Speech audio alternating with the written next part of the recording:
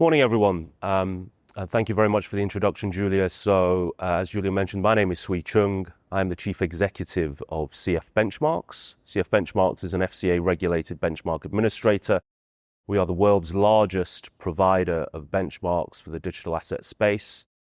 Current assets under reference just in excess of $30 billion, coming from open interest on the CME Bitcoin and Ether dollar futures contracts, which we provide the settlement index for. Those indices are also the NAV benchmarks for ETFs, ETPs in the US from the likes of BlackRock with IBIT, here in Europe from the likes of WisdomTree, over in Asia Pacific in Hong Kong from the likes of Harvest and China AMC. And today I'd like to talk about what we believe at CFB to be the next frontier for institutional participation in the digital asset space. Obviously, there's a lot of, I've been asked this question a lot, given how many of the TradFi institutions that we work with at CFB, what's next? What's the next ETF going to be? Where are some of these major institutions going to be launching products, etc.? Obviously, a lot of speculation around Ether, and we think that, as I mentioned yesterday, that will happen. I mean, we already have Ether ETFs in Canada, in Brazil, in Hong Kong. The US market is likely to open up. Outside chance, it will be this year, but certainly by next year. So we're going to see that direction of travel. But beyond Ether, we don't think that liquidity, the relative liquidity, the maturity of those assets will mean that we're going to see ETFs in the major jurisdictions for other individual digital assets. Unless things change dramatically, we don't think that's going to be the case. It's going to be Bitcoin and Ether only for now, for the foreseeable future. And we think that it will be harnessing the unique aspects of digital assets, the unique aspects of their return profile, is what institutions will do next. So this chart just very simply regulated crypto funds, ETFs, ETPs, AUM. Plenty of you will be familiar with this. During the bull market cycle in late 2020, 2021, AUMs grew. In the green is the total bar is all crypto funds. So this encompasses single asset funds, multi-asset funds, etc. And the orange is Bitcoin, the Bitcoin only products. And as you can see, the Bitcoin only products have taken the lion's share of AUM and have been responsible for the lion's share of AUM pretty much all the time.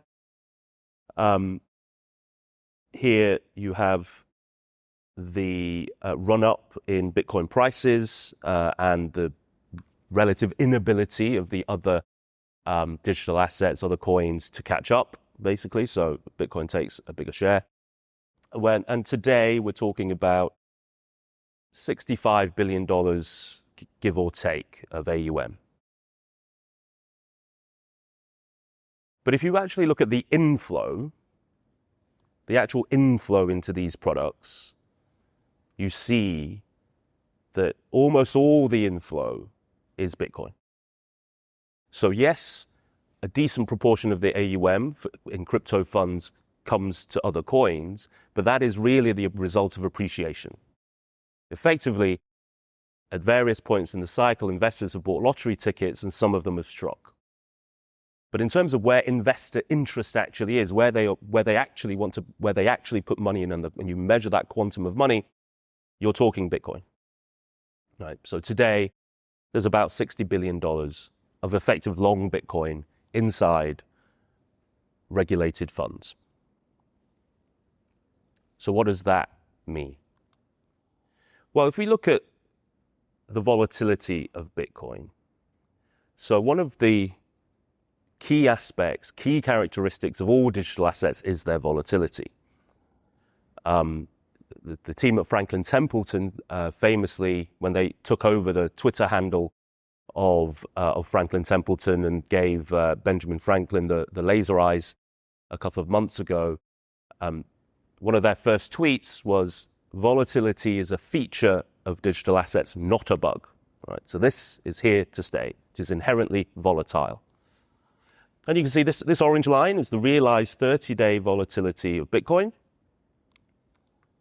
And then underneath it, you see for the other major asset classes. So S&P 500, Barclays Ag, MSCI World, FTSE 100, S&P GSCI. So all the major asset classes that people might be invested in. As you can see, the volatility, obviously during the COVID crisis, famously on March 11th, everything went hyper volatile.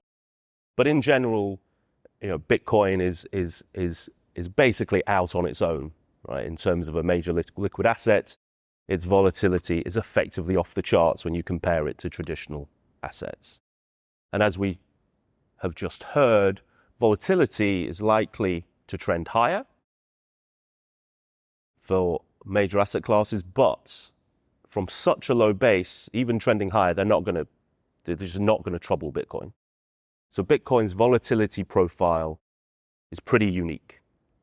And as we said, the $60 billion of AUM, long Bitcoin, that is likely to grow as more products are made available and more investors have access.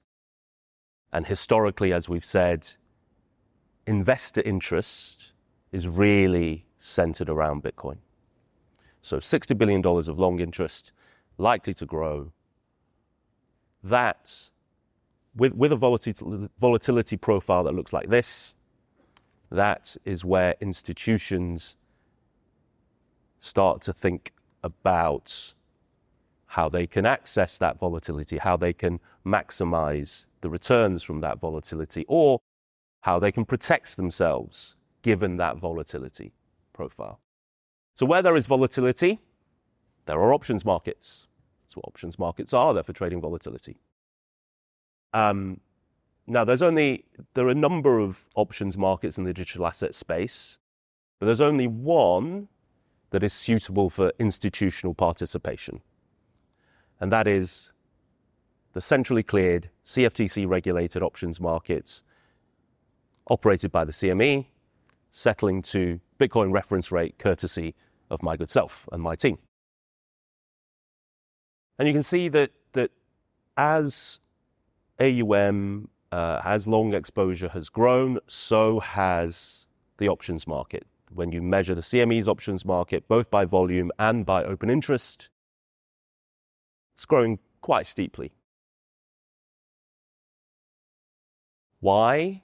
Because of the volatility that we talked about in the previous slide. It's just a very rich playground for volatility investing. And so,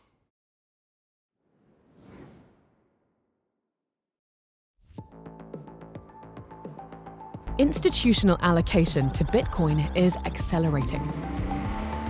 ETFs and ETPs proliferate around the globe, breaking inflow records. Regulated Bitcoin futures are now offered by the world's top 3 regulated derivatives markets. Since inception, the Bitcoin price has been highly volatile, much more so than traditional asset classes, giving birth to a vibrant and liquid options market. To help investors navigate Bitcoin price volatility, CF Benchmarks is proud to present CF BVX, the world's first BMR-compliant Bitcoin implied volatility benchmark. The methodology prices the fair strike of a 30-day variance swap, the standard market measure of implied volatility, calculated solely from the CFTC-regulated, centrally cleared CME Bitcoin options market. CF BVX is replicable and liquid, so can be used to create tradable Bitcoin volatility products that can deliver efficient hedging of Bitcoin exposure, as well as offering unique insights into investor expectations of Bitcoin's price trajectory. CF BVX helping investors navigate Bitcoin volatility with confidence.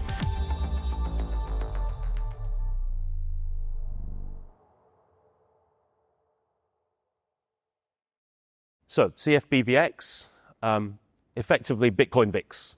You all know the VIX. I'm sure many of you use it in your portfolios. You use it as a form of downside protection, hedging predominantly. Use it for that. It's much more efficient than outright delta hedging. Some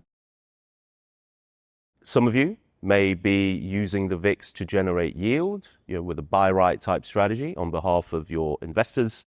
And it is that type of behavior that we believe is next for institutional participation in crypto. As long exposure to Bitcoin increases and as the inevitable volatility arrives, investors will seek protection.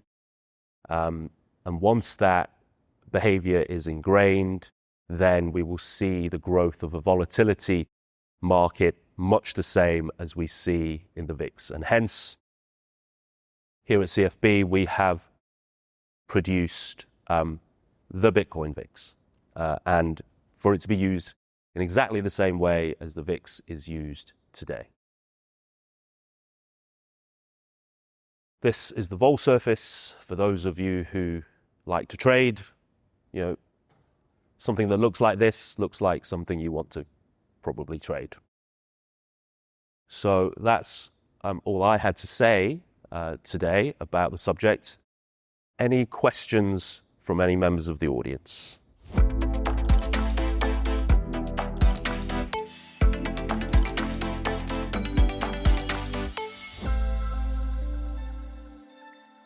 Sure.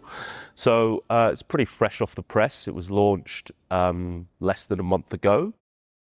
As we had to, we obviously did a significant amount of observation of the CME options market and wanted to make sure it was liquid enough for us to launch the benchmark, because the benchmark is only useful if it is replicable, and it is.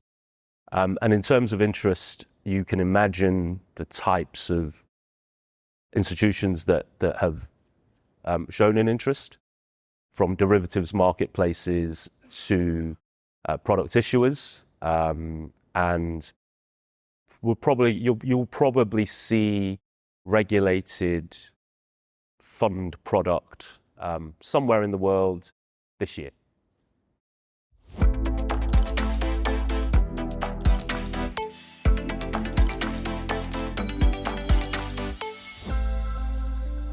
I can't speak for CME. You'll have to ask the CME product team whether they are looking at this. The CME product team is here, is at this conference, so you'll be able to find them and ask them. I can't speak for what they're going to list, unfortunately. Well, I think that pretty much rounds up the questions. Don't forget to keep using Slido, and in the meantime, Sui, thank you very much. Hot off the press. Thank you for sharing with us. It's a pleasure to have you on the stage. Thank you very much. Thank you, everyone.